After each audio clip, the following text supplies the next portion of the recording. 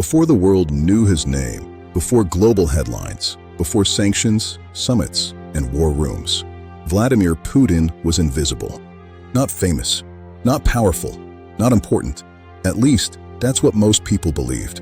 But history doesn't always announce itself loudly. Sometimes it whispers. Sometimes it waits in the shadows. This story doesn't begin in the Kremlin. It doesn't begin with elections, tanks, or speeches. It begins in a gray, cold city, in a cramped apartment, in a country that no longer exists. Vladimir Vladimirovich Putin was born on October 7, 1952, in Leningrad, a city still scarred by war. Just 7 years earlier, Leningrad had survived one of the most brutal sieges in human history. More than 1 million people starved to death. This wasn't just history, it was memory. It lived in the walls, the streets, and in the minds of the people who survived. Putin grew up in a kommunalka, a shared apartment where multiple families lived together, sharing kitchens, bathrooms, and almost no privacy. His parents were factory workers. No privilege, no elite background, no safety net. His father was a wounded war veteran. His mother survived the siege, barely. This environment did something important. It didn't create softness. It created survival instinct. As a child, Putin wasn't the strongest. He wasn't the tallest. But he learned something early. Respect was earned through dominance. He trained in judo and sambo, not for sport, for control. Judo taught him balance. Sambo taught him aggression. Both taught him something deeper: how to wait, how to read weakness, how to strike at the right moment. These were not hobbies. They were tools. One moment would quietly change everything. Putin later recalled watching a film about Soviet intelligence officers, men who served the state in secrecy, power without recognition. No applause, no fame, just influence. That was the moment. Not astronaut, not general, not politician. He wanted to join the KGB. But the KGB didn't recruit dreamers. You didn't apply online. You didn't ask politely. They watched you. So Putin prepared himself to be watched. He studied law at Leningrad State University, not because he loved law, but because law was power, structure, and leverage. One of his professors? An ambitious reformist named Anatoly Sobchak. Putin didn't stand out loudly. He observed. He listened. He remembered everything. That's how intelligence works. In 1975, Putin was accepted into the KGB. No announcement, no celebration, just disappearance. From that moment, his life became classified. He trained in counterintelligence, psychological profiling, surveillance, interrogation methods. The Cold War wasn't about guns. It was about information, and Putin learned how to control it. Then came East Germany. Putin was stationed in Dresden, not glamorous, not prestigious, but critical. He wasn't a spy like in the movies. No tuxedos, no gadgets. He recruited informants, crushed dissent quietly, watched an empire begin to rot from the inside. And then it collapsed. The moment that shaped Putin forever happened in 1989. Crowds surrounded the KGB office in Dresden. The state was gone. No orders, no backup. Putin walked outside and told the crowd something simple. The building is protected by armed soldiers. It was a lie, but the crowd backed down. In that moment, Putin learned a final lesson. Power exists where people believe it exists. Soon after, the Soviet Union officially collapsed. For many Russians, it was freedom. For Putin, it was humiliation. He returned home to chaos, crime, poverty, corruption. Russia was on its knees, and Putin was watching. This is where most stories would end. A failed empire, a forgotten officer, a man lost in history. But this story is different, because the collapse of the Soviet Union didn't break Vladimir Putin. It prepared him. And in the ruins of a fallen superpower, a new kind of leader was quietly assembling himself. Not as a hero, not as a reformer, but as something far more dangerous. A man who understood chaos. When Vladimir Putin returned to Russia in the early 1990s, he didn't come back as a hero. There were no medals, no recognition, no applause. The Soviet Union was gone, and with it, the world that had given his life meaning. For millions, this was liberation. For Putin, it was collapse, not just of a country, but of order itself. Russia wasn't rebuilding. It was falling apart. The state was weak. The police were underpaid. The laws were optional. And power had a new name: Connections. Putin understood something before most people did. In chaos, ideology dies, but control becomes priceless. Instead of disappearing into obscurity, he made a quiet decision.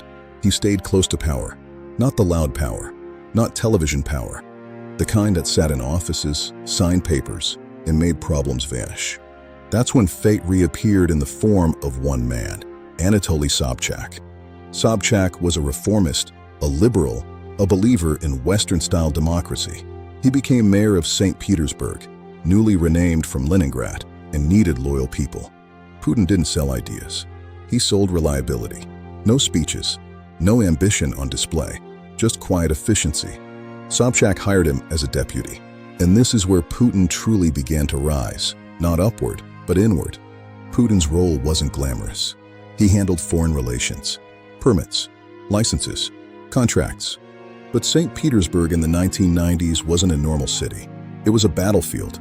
Organized crime controlled ports. Oligarchs looted state assets.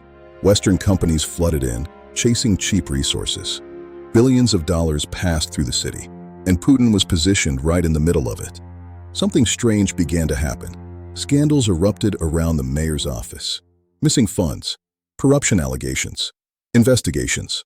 Others panicked. Putin didn't. He never spoke publicly, never defended himself, never attacked. He simply stayed. While politicians fell, Putin remained in the room. That was his real skill. Eventually, Sobchak lost power. Most of his allies vanished with him. Putin didn't. Instead, something unexpected happened. The same system that destroyed others promoted him. He was invited to Moscow. Quietly. No campaign. No election. No public debate. Just a phone call. In Moscow, Putin entered the heart of the new Russian state. A state that looked democratic on paper, but was hollow inside. President Boris Yeltsin was sick, isolated, and losing control. Oligarchs ruled behind the scenes. Media was bought. Courts were ignored. Russia needed someone different. Not popular, not idealistic. Someone who could restore fear. Putin climbed rapidly. Deputy Chief of Staff. Head of the FSB, the KGB reborn. Prime Minister. Each role came without resistance. Why? Because Putin promised something simple. He would protect the people who put him there, and he would destroy their enemies. Silently, by 1999, Russia was exhausted. Crime was rampant. The economy was broken. People wanted stability, any stability. Then came the explosions. Apartment buildings destroyed. Hundreds dead. Fear flooded the nation. And Putin appeared on television. Calm, controlled, cold. He promised revenge. In moments of fear, nations don't choose philosophers.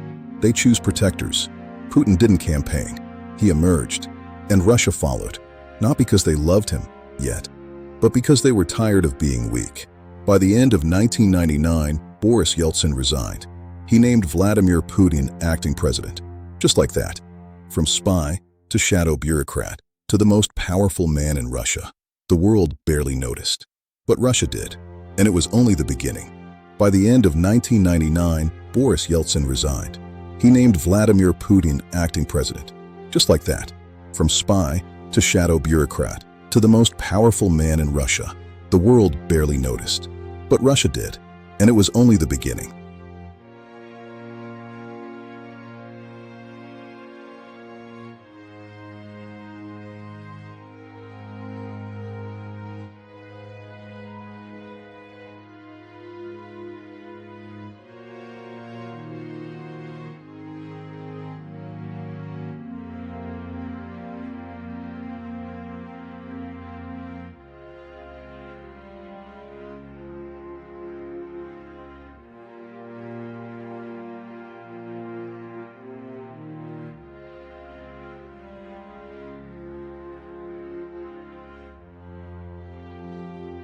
When Vladimir Putin officially stepped into the presidency in 2000, he didn't look like a savior. He didn't smile much. He didn't inspire poetry. He didn't promise dreams. But Russia wasn't looking for dreams. Russia was looking for relief. The 1990s had stripped the country of dignity. Savings were wiped out overnight. Crime ruled the streets. Oligarchs flew private jets while pensioners sold belongings on sidewalks. People didn't ask, "Who is Vladimir Putin?" They asked something far simpler. Will this man stop the bleeding? Putin understood psychology better than politics. He knew Russians didn't want freedom first. They wanted order. So he delivered a message that cut through everything. Russia would stand up again, and anyone in the way would be crushed. No metaphors, no apologies. This wasn't charisma. It was certainty. The first test came immediately. Chechnya, a region already soaked in blood, rebellion, and humiliation for the Russian state. Previous leaders hesitated. Putin didn't. He framed the war not as politics, but as survival. Terrorists versus the state. Chaos versus order. Weakness versus strength. And the public listened. But here's the important part most documentaries miss. Putin didn't just fight a war. He broadcast it. For the first time, Russian television began changing. Channels were brought under control. Independent voices disappeared. Narratives became synchronized. The story was simple. Putin protects Russia. Anyone against him threatens Russia. And slowly, quietly, people began to believe it. Next came the oligarchs. Men who once controlled the country from behind curtains. Men richer than the state itself. Putin invited them to a meeting. The message was clear. You can keep your wealth, but stay out of politics. Some agreed. Some didn't. The ones who didn't vanished from power. One was arrested in front of cameras. Another fled. Another lost everything. The signal was unmistakable. There was only one center of gravity now. Ordinary Russians noticed something strange. Salaries stabilized. Pensions started arriving on time. The ruble stopped collapsing. Life wasn't perfect, but it was predictable again. And predictability, after chaos, feels like safety. Putin didn't ask for love. He earned tolerance. Then trust. Internationally, the world misread him. Western leaders saw a technocrat, a placeholder, a transitional figure. They underestimated him. Because Putin wasn't trying to join the West. He was studying it.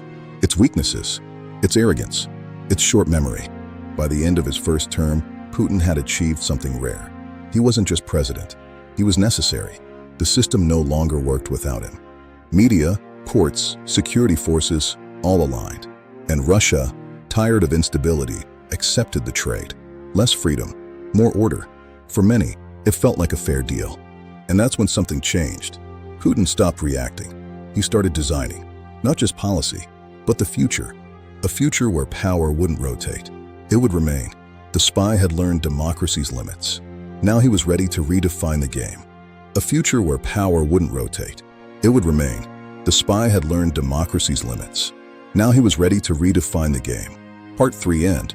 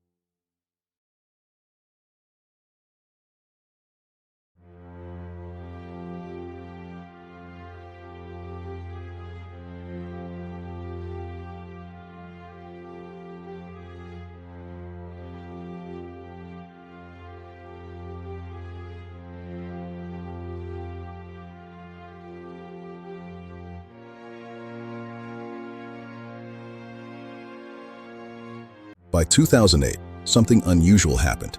Vladimir Putin reached the constitutional limit for consecutive presidential terms. According to the rules, he had to leave. And on paper, he did. To the outside world, this looked like democracy working, a peaceful transfer of power, a modern Russia. But to anyone paying attention, it felt staged. Because Putin never actually left the room. The man chosen to replace him was quiet, polite, unthreatening.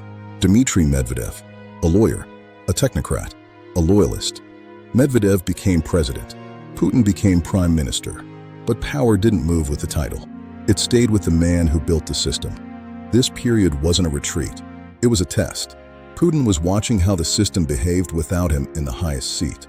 Where it bent, where it resisted, where it failed. And he learned something critical. Russia didn't need a president. It needed him. Meanwhile, Medvedev talked about modernization, about innovation, about opening Russia to the world. And for a moment, the West believed it. But behind the scenes, the structure remained unchanged. Security services stayed loyal. Media stayed aligned. Opposition stayed marginal. The illusion worked. Then came 2011. Putin announced he would return to the presidency. No surprise inside Russia. But on the streets, anger. Thousands protested in Moscow and other cities. Middle-class Russians, young professionals, people who had tasted the idea of choice. Putin watched carefully and responded decisively. The message was clear. Protest would be tolerated briefly, then neutralized. New laws followed. Restrictions, labels like foreign agent. The system adapted, not to allow dissent, but to manage it. When Putin returned as president in 2012, he didn't pretend anymore. This wasn't a temporary role. This was permanence. The Constitution was amended. Presidential terms were extended. Legal? Yes. Democratic? On paper. Effective? Absolutely. Something else changed too. Putin's tone hardened. He spoke less about cooperation, more about sovereignty, more about enemies. Russia, he said, had been humiliated, tricked, exploited, and now it would answer back. This wasn't just politics anymore.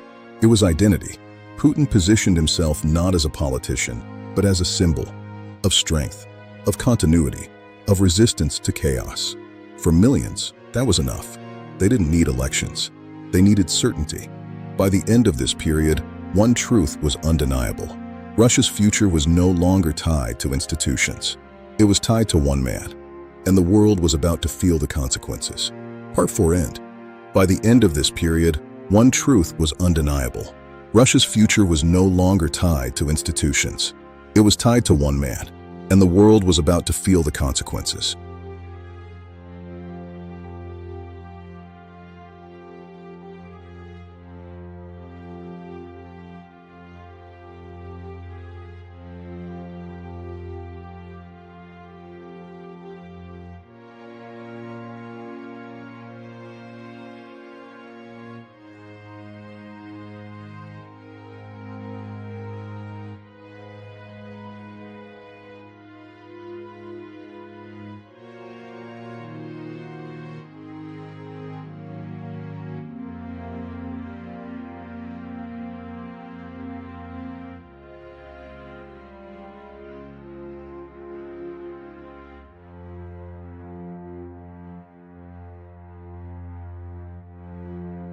By the early 2010s, Vladimir Putin no longer spoke like a man defending his position.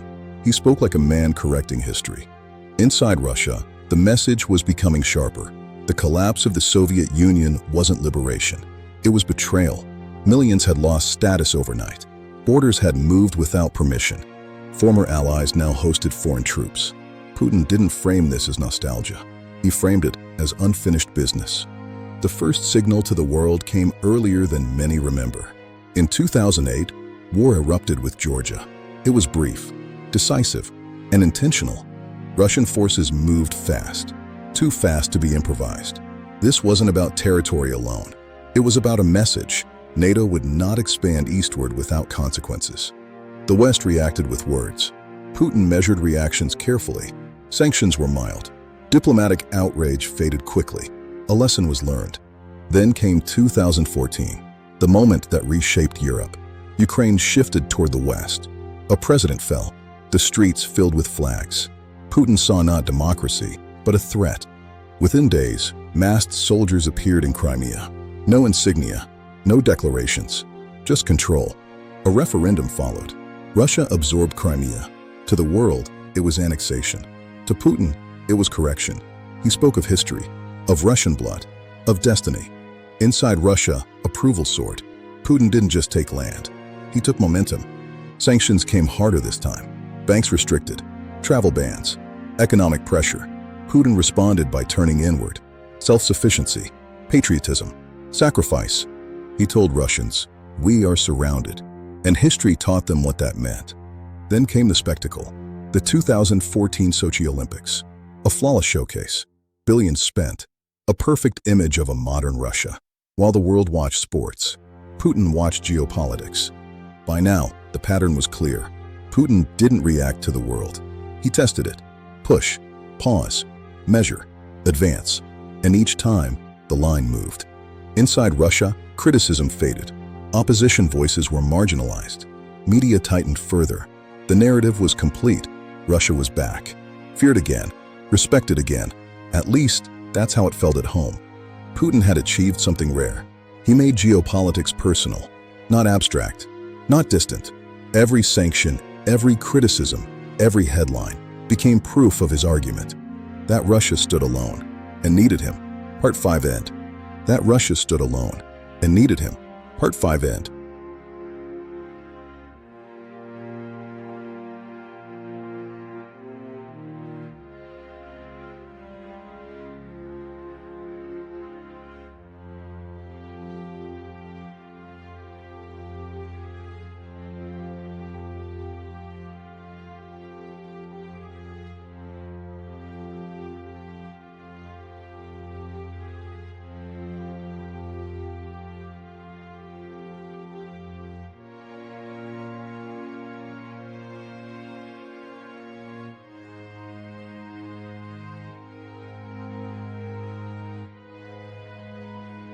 By the mid-2010s, Vladimir Putin had already proven something to the world.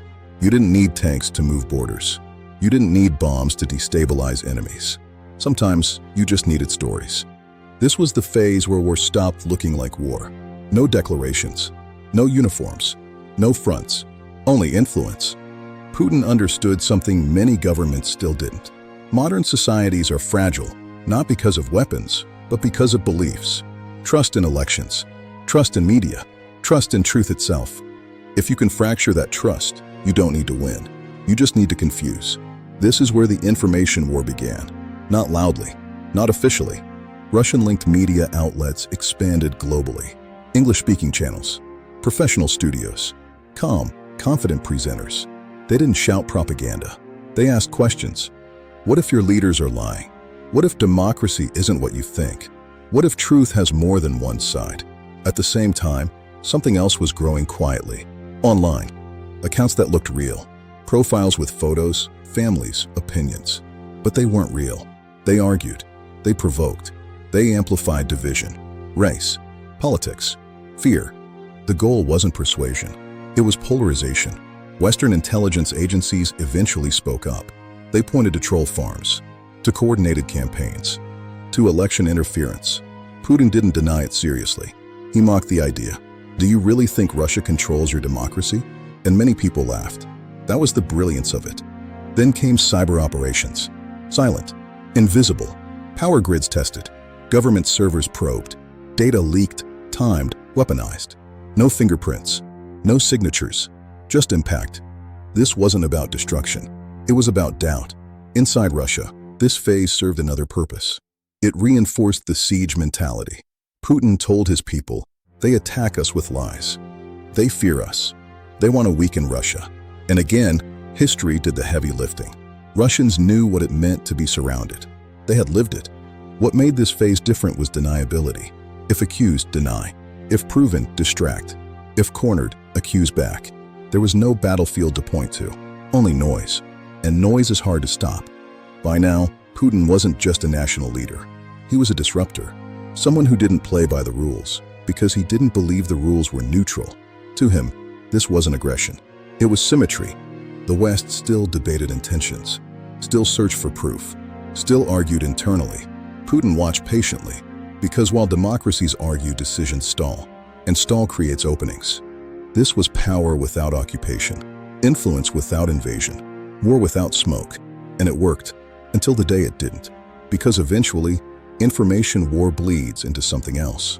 Something louder, something physical, and Putin was already preparing for that phase too. Part 6 end.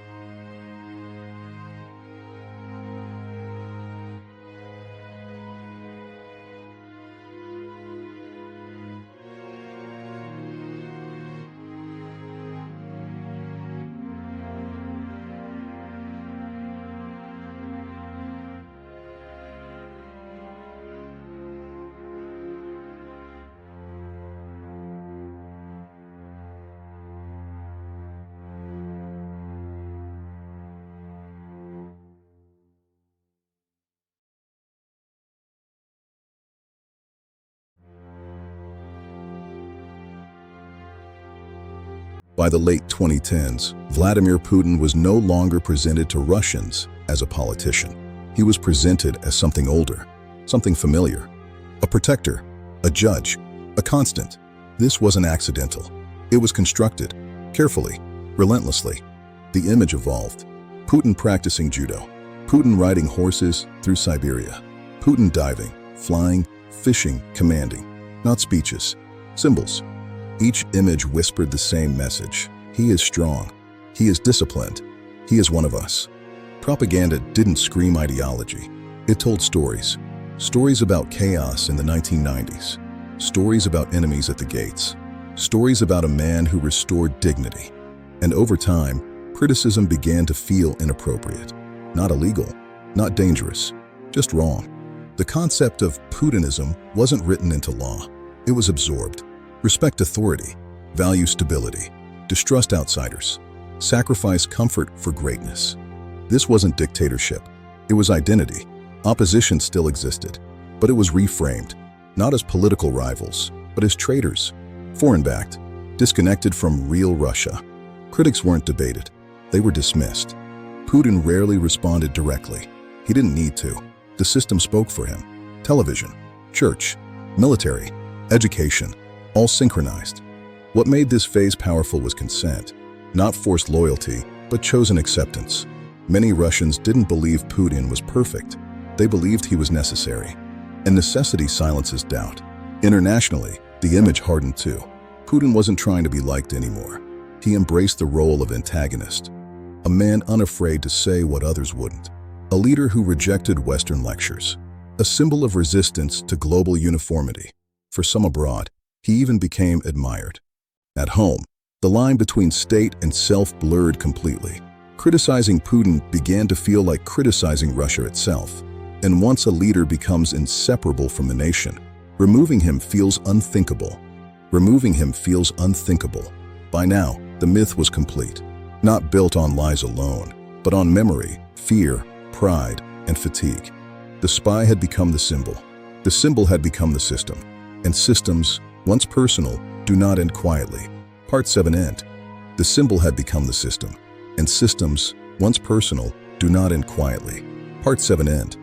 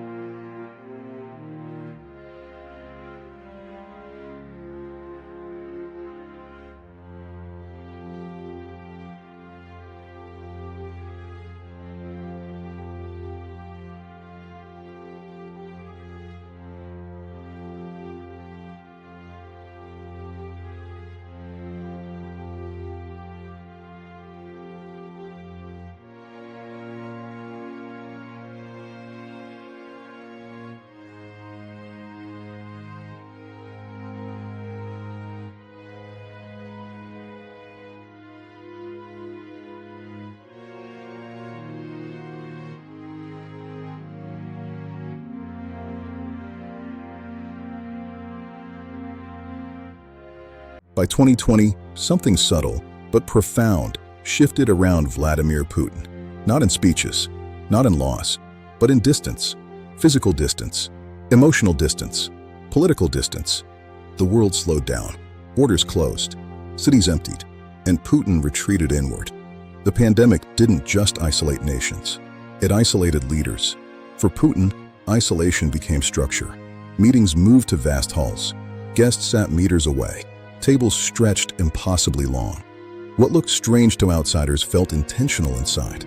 Control, separation, safety, but also insulation. Decision-making narrowed. Trusted advisors shrank into a smaller circle. Security officials gained more weight. Contradicting voices faded. The system that once filtered reality began reflecting it. This is how power changes leaders. Not suddenly, but quietly. At the same time, the outside world grew louder. Protests abroad, elections questioned, institutions strained. Putin saw confirmation everywhere. This is what chaos looks like.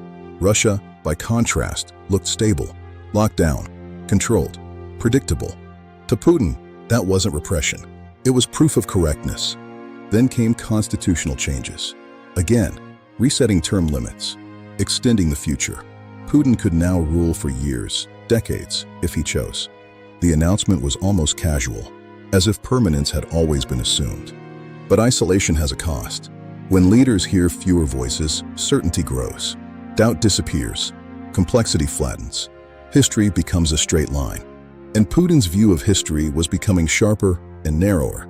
Ukraine, NATO, the West. They weren't just policies anymore. They were symbols of betrayal, of encirclement, of unfinished history. And inside the bubble, these ideas reinforced each other.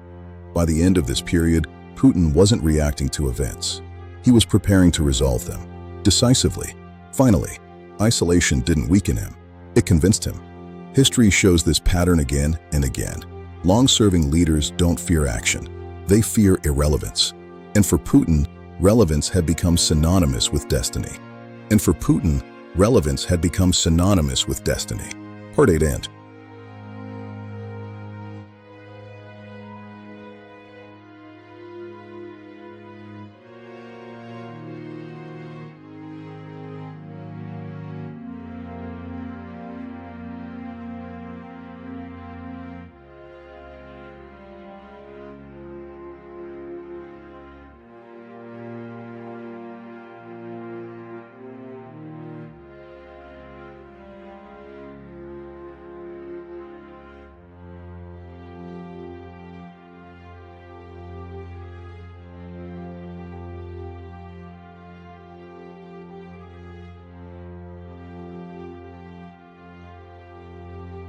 In the early hours of February 24th, 2022, Vladimir Putin spoke to the nation.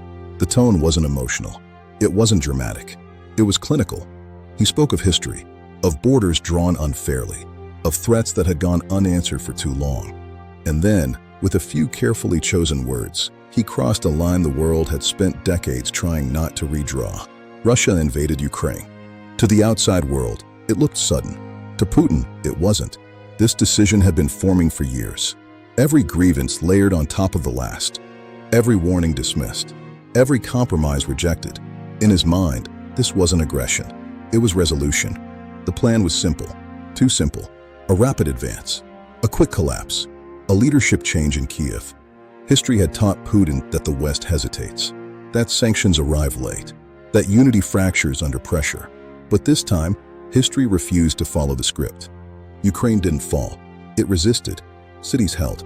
Supply lines stretched. Losses mounted. And something unexpected happened. The world responded, together. Sanctions came fast. Assets froze. Airspace closed. Putin had planned for pressure. He hadn't planned for isolation at this scale. Inside Russia, the narrative tightened immediately. The word war disappeared. Independent media shut down. New laws silenced dissent overnight. This wasn't confusion. It was control. Putin doubled down. He framed the conflict as existential. Russia versus the West. Survival versus submission. For many Russians, the story felt familiar. They had heard it before. And familiarity can be comforting, even when it's frightening. But something had changed fundamentally. This time, there was no ambiguity. No plausible deniability. No masked soldiers without insignia. No confusion about intent. The line was crossed openly. And once crossed, it couldn't be uncrossed. As months passed, the cost became visible. Economies strained, lives lost, generations marked. Putin didn't retreat. Leaders who build their identity on strength rarely do. Because retreat reframes everything that came before. At home, dissent existed, but quietly. Fear returned to public life. Silence became safety. And silence, once normalized, is hard to break. By choosing war, Putin didn't just gamble with borders. He gambled with his legacy. The man who restored stability had become the man who shattered it. The spy who mastered control had stepped into uncertainty. History often offers leaders a final choice. Preserve what you built, or risk everything to finish the story on your own terms. In February 2022, Vladimir Putin made his choice, and the world is still living inside its consequences. Part 9 end.